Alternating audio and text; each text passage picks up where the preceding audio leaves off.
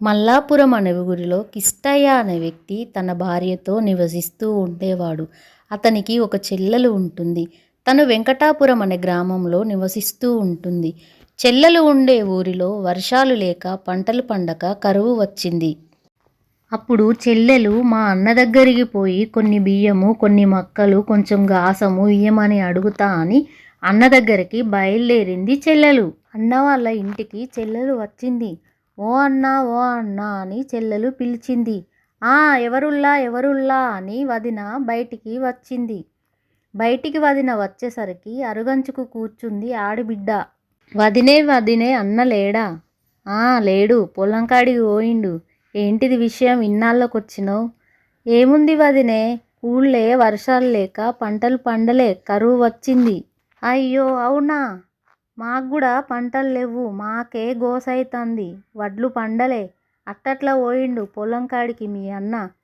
పదలు సదలు తెచ్చి ఇంత బువ్వకూర అండుదామంటే పొయ్యి ఎలకెత్తుకపోయింది. చెంబడు మంచినీళ్ళన్నీ ఇయ్యలేదు, ముంతడు అంబలన్నా వేయలేదు వదిన.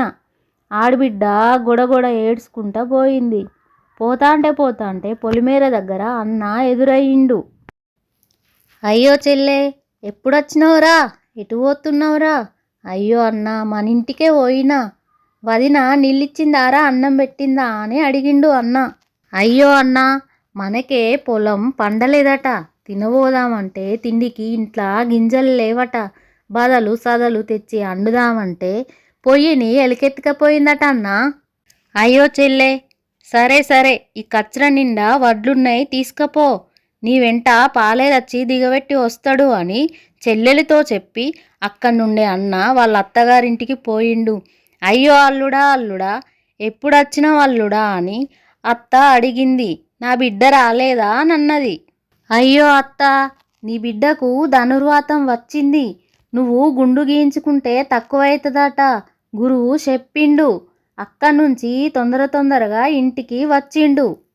ఏమయ్యా, ఎడ్లు కచ్చరం ఏది, అడ్లు ఏవి? అయ్యో అయ్యో, ఏం చెప్పమంటవే పెళ్ళామా, సుడిగాడుపు వచ్చి సుట్టుకుపోయింది, ఎడ్లు వడ్లు కచ్చరం అన్నీ సుట్టుకుపోయింది. అవుగాని పెళ్ళామా, మీ అవ్వకు ధనుర్వాతం వచ్చింది, నువ్వు గుండు చేయించుకుంటే పోతదట, గురువు చెప్పిండు. అక్కడి నుంచి అవ్వ ఏడ్చుకుంటా అత్తంది, ఈ ఊరు నుండి బిడ్డ ఏడ్చుకుంటా పోతాంది. పోంగ ఊరి పొలిమేర కాడ ఇద్దరు కలుసుకున్నారు. ఇద్దరు ఒకరినొకరు పట్టుకొని ఏడ్చిండు.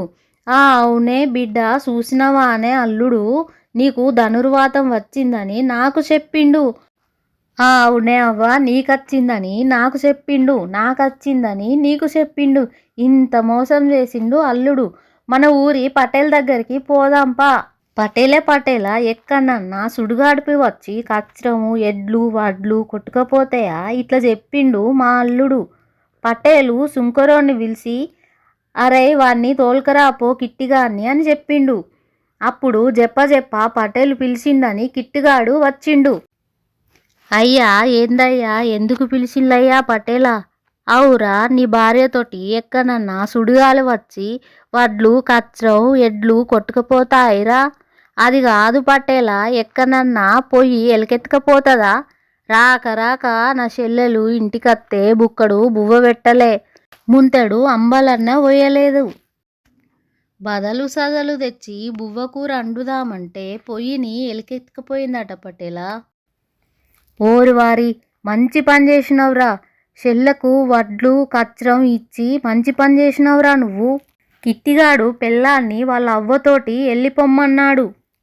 కిట్టిగాని పెళ్ళాము పటేలా బాంచన్ పటేలా, నాకు బుద్ధి వచ్చింది, నేను పోను, నాది తప్పు, మా కిట్టయ్యకు చెప్పయ్యా.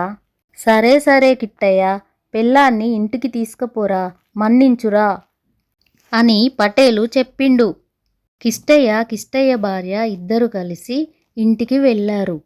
ఈ కథ మీకు నచ్చినట్లయితే లైక్ చేయండి, షేర్ చేయండి, సబ్స్క్రైబ్ చేయండి.